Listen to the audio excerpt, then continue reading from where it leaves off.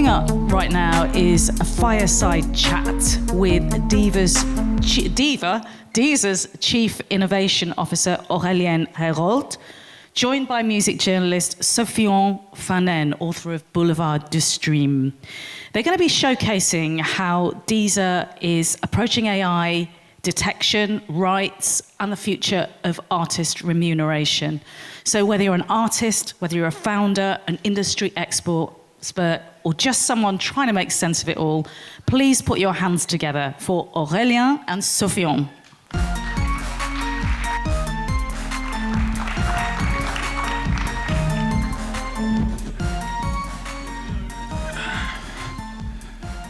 Has this music been made with AI? We don't know. I hope not. Thank you for joining us. So we have no fireside, no fireplace, which is good today. And just one quick note before starting the talk. I like when there is questions. If you have questions at the end of the talk, we can keep some time. So if you have some, I will ask you some 10 minutes or 5 minutes before the end, and you will have time to ask 𝗙𝗲𝗿𝗲𝗍 what you want. So 𝗙𝗲𝗿𝗲𝗍, I wanted to start with the moment we are in, is that we are, this chat is very good today because we are having a moment when we are starting to see fully AI-generated tracks and albums having some success, and like the first hits of fully generated AI. So we had in France, some months ago, we had this very great song called 𝗔𝗂𝗿𝗶𝗲𝗍, which is in English, We Are the Potatoes. I don't know if you've heard this song. It's been quite a hit in schools in France. It's a pretty funny, pretty stupid song, fully made with 𝗔𝗂𝗿. 𝗔𝗂𝗿 is one of the two main tools to generate full AI tracks. And at the moment we're speaking, there is a band called Velvet Sundown. I don't know if you've read about this band, having a kind of a success with streams on Spotify, not on Deezer. We'll talk about that. Maybe it's my first question. Why doesn't this band have any success on Deezer, but has on Spotify? What's the difference? How is your approach different when you deal with this kind of fully generated music? Thank you, and merci pour l'invitation. I will say it in French. So regarding AI, we have developed in December, so we have deployed in December a specific analyzer to detect fully generated AI content, and because the industry don't know what is the phenomenon of AI generated content. And what we saw since January, we have a lot of content on the platform, but no so much stream on that. But we need to understand the behavior and how this technology is used. And what we saw, and it's a pretty good prediction, some tracks have a success now. And for us, it's really important to inform the users it's AI generated. Why? Because we receive almost 20% of daily delivery of AI generated content, who represent 200,000 tracks a day. So it's a real phenomenon. So that's why we are really focused. And what we have done at Deezer is to exclude from recommendation. We don't want from now promote this kind of content. So on Deezer, if you search for Velvet Sundown, you can find it. Yeah. It's going to be written, made by AI. Yeah. And you won't have it in your recommendation, in your algorithm, and in your flow. If you want explicitly listen this content, we still give access to this content, but we don't recommend and don't use in recommendation algorithmism or editorial recommendation. Has there been a tipping point, a moment when artificial intelligence has become a problem when we speak about fully generated content. Is the arrival of Suno this moment, or was it a problem or a topic before? It's not a new problem. I mean, the generation and saturation of catalog is not new, but AI-generated content, it's now a possibility to industrialize saturation of catalog. And yes, we saw when some popular content was released, like Suno, Udio, Refusion, Stable Diffusion. A lot of technology now is really accessible, and we saw a really shift and now a saturation of the catalog. Yes. How do you identify fully generated tracks? What's the signature of AI in those tracks? Because when we hear it, if you hear Velvet Sundown, the songs are not very good, but you cannot really tell it's fully made with AI. It's a particularity of AI-generated content is a statistic. They use neural network to generate content, and they give some artifact in the inaudible spectrum. So we are able now to identify this specific content because we have some marker in these frequencies, and we have trained another AI to detect that. So you need AI to detect AI. Yeah. We don't use the terminology AI. We use model. It's a machine learning. I mean, it's statistical. Everyone is using now AI, but we just train a model to recognize specific pattern in the audio signal. But is it also specific patterns in the music that you can say, okay, this is probably generated? No, it's or not is in it just in the inaudible spectrum? Yeah. It's really at the beginning the first model was clearly identifiable by a human. Now it's really realistic, so it's really hard to differentiate generated music from models, and we have focused our research to detect what kind of pattern we can find, and we saw in the audible spectrum and frequency some patterns. Okay, but is it gonna stay this way? Do you know that you will be able to differentiate fully generated track from another normal artist? It's complicated to make for a long prediction, but we know models now is trained to be more and more realistic. So that will become harder and harder to detect, but we have developed a technology pretty robust to handle that. So today, what's the part of the tracks that you receive every day at Deezer? What is the part that is fully generated? 20,000 a day. 20,000 tracks? Yeah. And so this is roughly 18%. This is the figure you gave. Yeah. It was 10% some months ago? Yeah, in January it was 10%, and now it's close to 20%.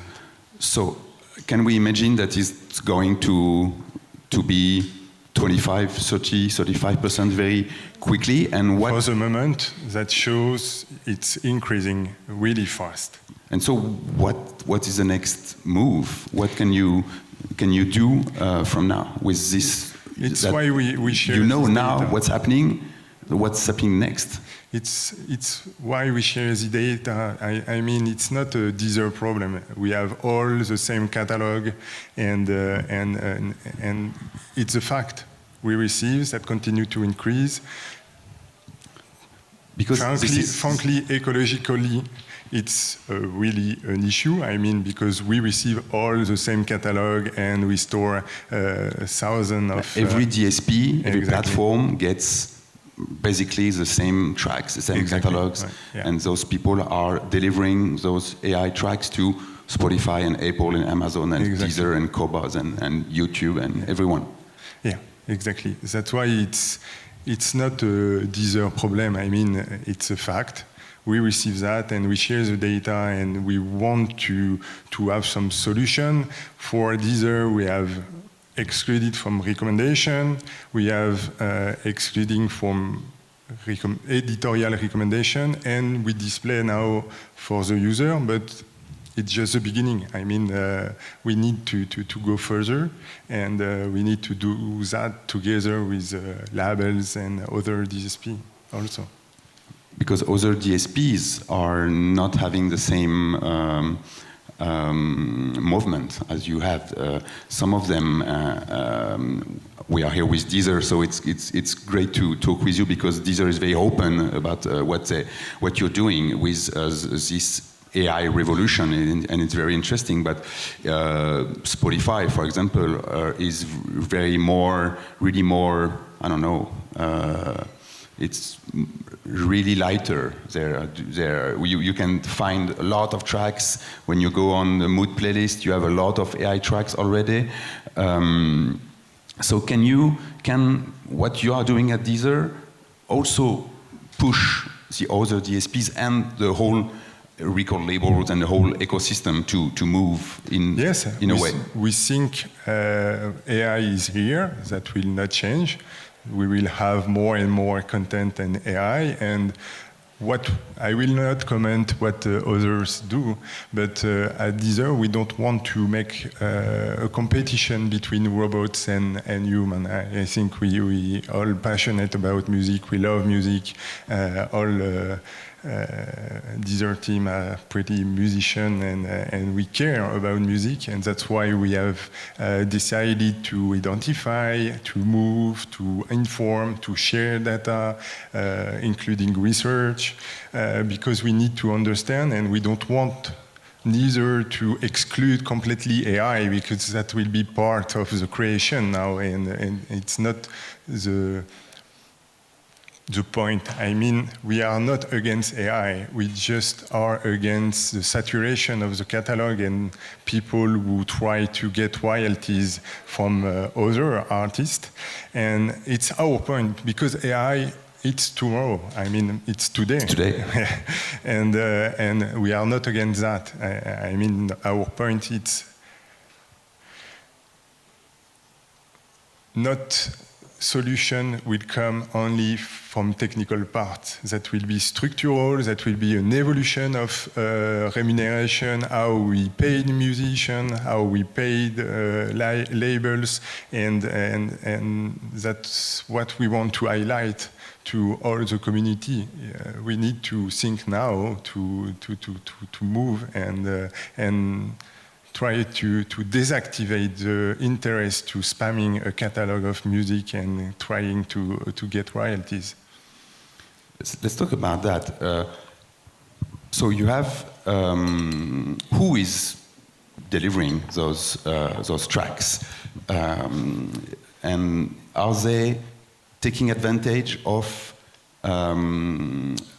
aggregators? Yeah, like DistroKid or TuneCore and other companies like this one that you pay to access DSPs, which is very good for amateur musicians, and because you can have your music distributed everywhere on every platform, and it's always good for music to flow. But people making fully generated AI take advantage of this system now, if I'm right. Some people try to do that. And that's why we develop also another AI to detect fraud and avoid this kind of behavior. That's why we try to inform and say, today, this kind of content is mostly used to try to get royalties from artists. I mean, they try to fake it. About 70% of the stream are fraudulent. 70% of the streams of those fully generated AI tracks are fraudulent. Yeah. Okay. How does it work? I mean, they try, but we detect that we saw a close relation between this kind of content and fraudulent behavior. So the fake stream strategies, we had those past years, we had fake streams concentrated quite a lot on the top 200 or top 500. There has been this wave, and now the fake stream strategies are moving kind of like in a long tail, and you have this low profile, so you disseminate your fake streams in a lot of artists and a lot of tracks. Exactly, because what we saw in terms of behavior for a long time, the strategy was to optimize one track with a lot of stream. But now with this kind of tool, it's easy not to provide one track or one album, but you can deliver a completely entire discography or catalog. Full catalog. Exactly. And we saw some artists deliver every day 20 albums, so pretty productive artist. But we know it's something wrong.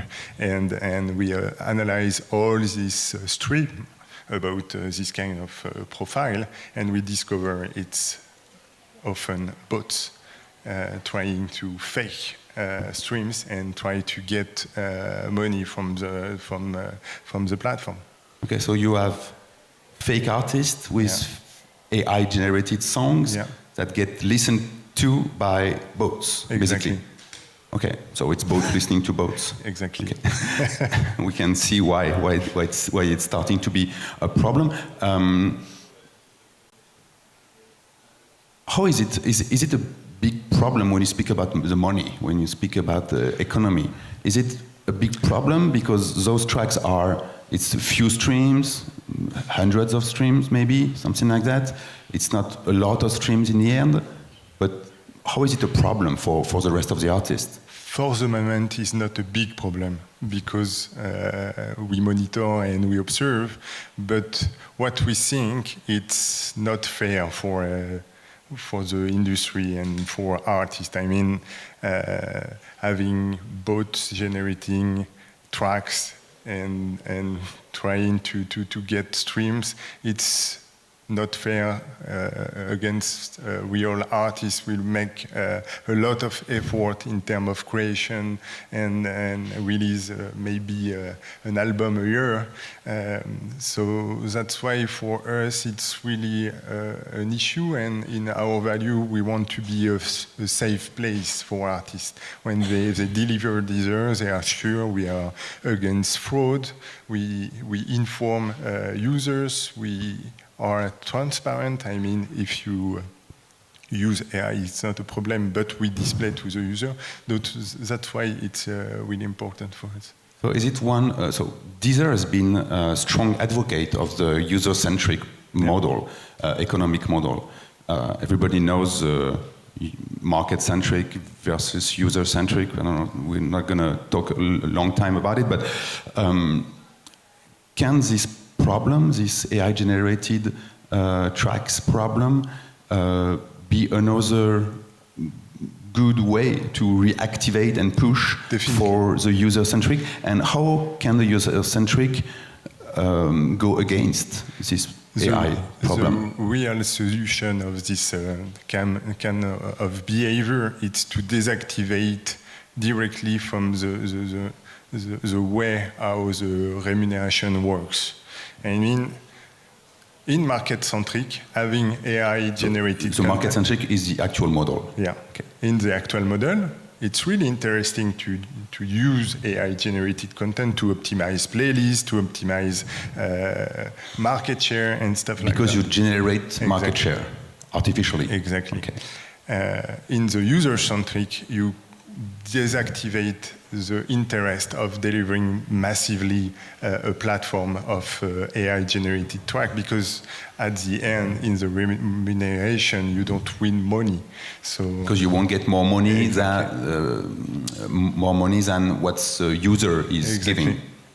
So that's why it's really interesting to have this reflection in terms of solution for the industry, it's not only technical, it's also how we rethink the model, user economic model. What is the reaction of your partners, record labels, aggregators, distributors? What are they saying right now in your discussions about this problem?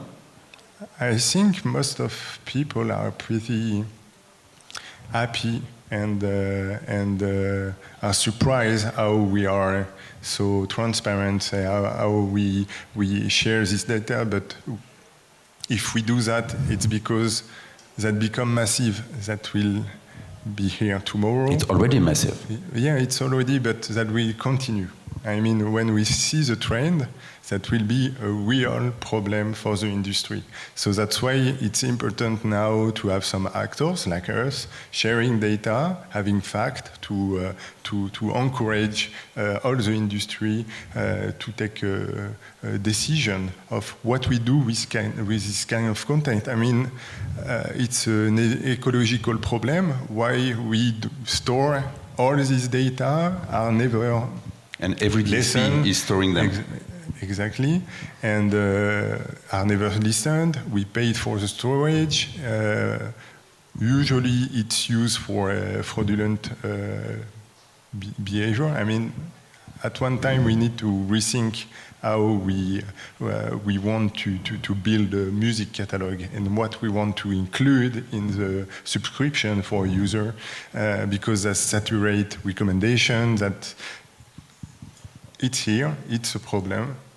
We give some information and some fact to think together what we do next. One of the proposition that's been made in France by 𝗵𝗵𝗁𝗶𝗲𝗃, which is head of SNEP. SNEP is the head representing major labels in France. And he said some weeks ago in a conference like that, okay, we should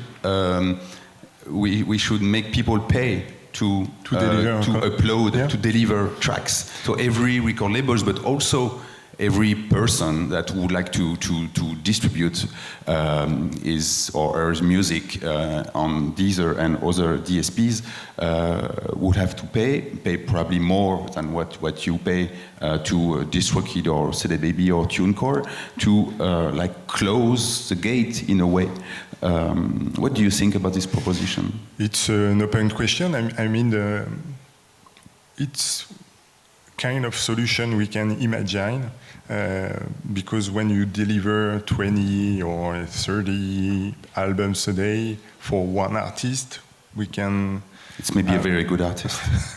It's a really productive artist, but it's a question of, yes, maybe we can find some threshold to say, okay, after 1 album, 10 albums, whatever, but you paid for the storage or for the delivery. It's really a question, an open question, and potentially a solution to avoid spamming.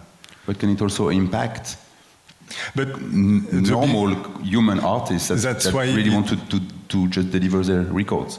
Definitely, that's why it's open question, because we don't want to be against the creation. I mean, for a small artist, if you want to deliver a platform, it's completely normal, and we encourage that. What we want to avoid, it's really the spamming effect when you massively deliver. So paying for the storage is a solution, yeah. But let's see. And what about the hybrid artists? You have people today that use AI, but they use the same tools. They use Suno and Udio and other ones, but mostly Suno and Udio to create music as artists. They generate stems and then they kind of sample themselves to build new tracks. How do they fit in this new world? Do you classify them as fully generated, or does it work? No, we have really focused our effort on 100% generated content. I mean, if you use Suno or Udio or whatever the models for generated content, it's an instrument. I mean, we are not judge, and we don't classify this content as AI generated. We are really focused not on AI, as I say.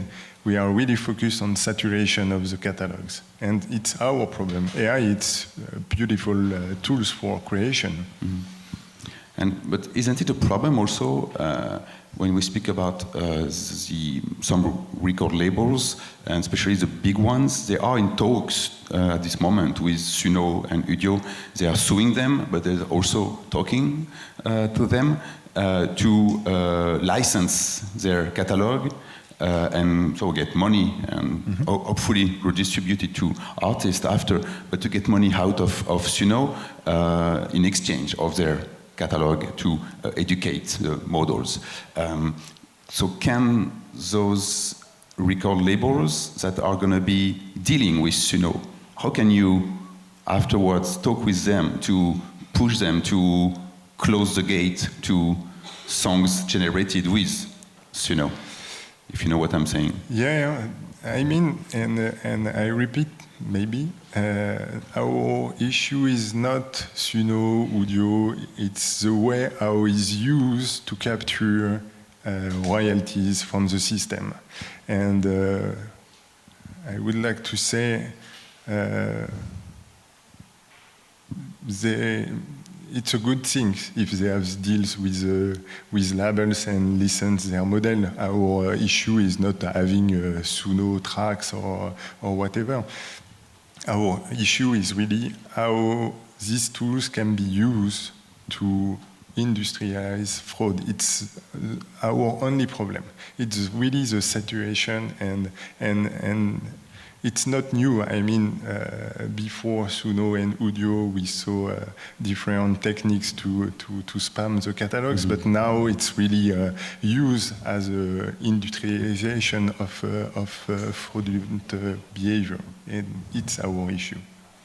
Do you have any idea if there is a lot of people involved in these fraudulent behaviors, or is it coming from same countries every time, same accounts, same, or is it really spread out? And it's really spread out. I mean, it's like all other fraudulent techniques. It's not a country in particularity or stuff like that. It's really spread out, and people trying just to get money from a streaming platform.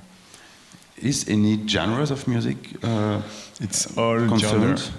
Genre of music. Even, I don't know, metal or... Yeah, every genre of music. We saw some really specific music generated, and yeah, it's that concern everything. To come back on the beginning, we talk about Velvet Sundown, this band having a bit of a success.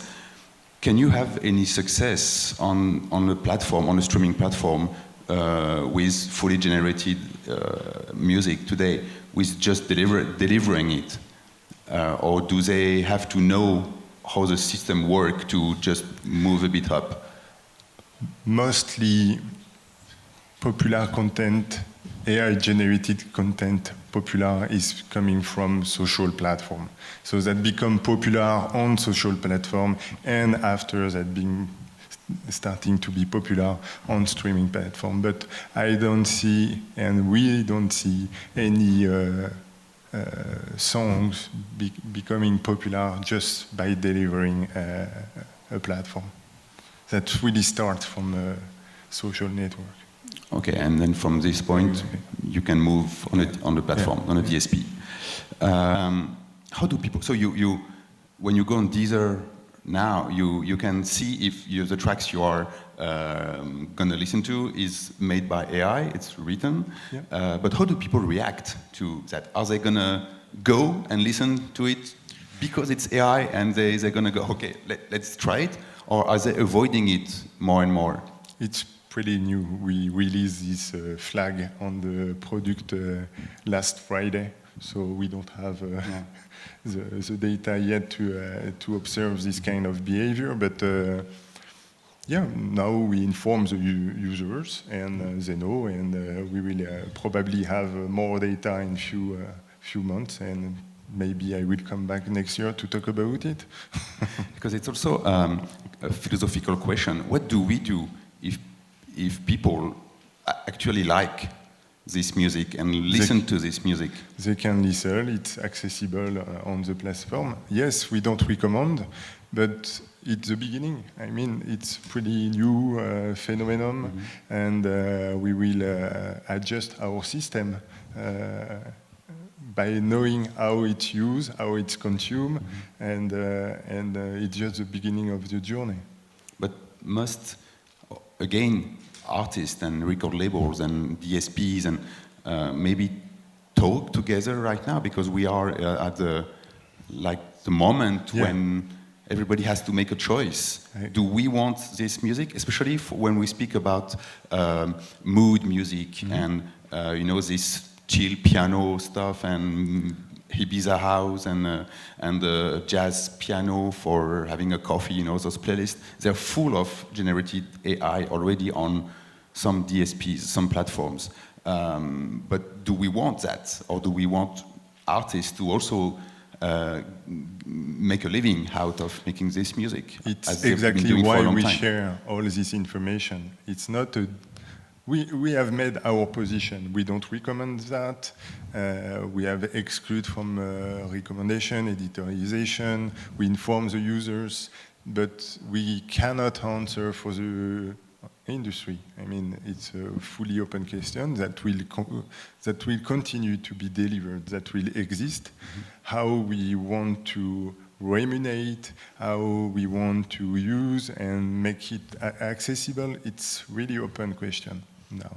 But seeing from a Deezer point of view, can it become a way to, you're here, so it's a way to differentiate yourself, because some other platforms are not so open, of course, but can it also become a very good way to differentiate yourself from other platforms? As we know, today when you go to a restaurant in France, you have a logo saying everything here is homemade. It's not industrial food. So you have this logo. I don't know if you have it in Belgium, but can Deezer become also like the homemade DSP? It's what we try to do. I mean, we want to have a fair place for artists, and AI, it's a second thing. I mean, what I said just before, it's not our issue, AI. We just want to ensure we have a safe place for creators. We have 4 minutes for one more question, if you have. We have one. Mike is coming.